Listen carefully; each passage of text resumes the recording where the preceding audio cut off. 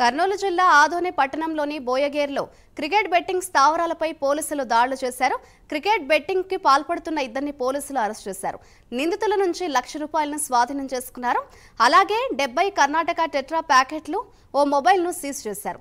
ఇలాంటి వాటికి పాల్పడితే కఠిన చర్యలు తీసుకుంటామని హెచ్చరించారు. నమస్కారం అండి. ఈరోజు 24th మేన గౌరవనీయులైన జిల్లా ఎస్పీ గారు కృష్ణకాంత్ గారు వారి ఆదేశాల మేరకు గౌరవనీయులైన టౌన్ డిఎస్పీ గారు నారాయణ స్వామి గారి ఆధ్వర్యంలో మాకు వచ్చిన ఇన్ఫర్మేషన్ ప్రకారం బొబ్బాయిలమ్మగుడి దగ్గర బెట్టింగ్ ఆడుతుంటే అప్రిహెండ్ చేయడం జరిగింది.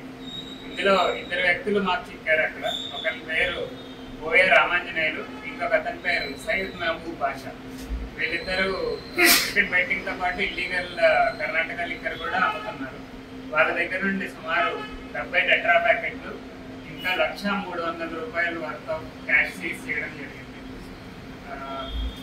ఈ విచారణలో భాగంగా మాకు తెలిసింది ఏంటంటే వేరే వ్యక్తులు కూడా ఇన్వాల్వ్ అయ్యి ఉన్నారు. వాళ్ళని కూడా త్వరలోనే పట్టుకుంటాము.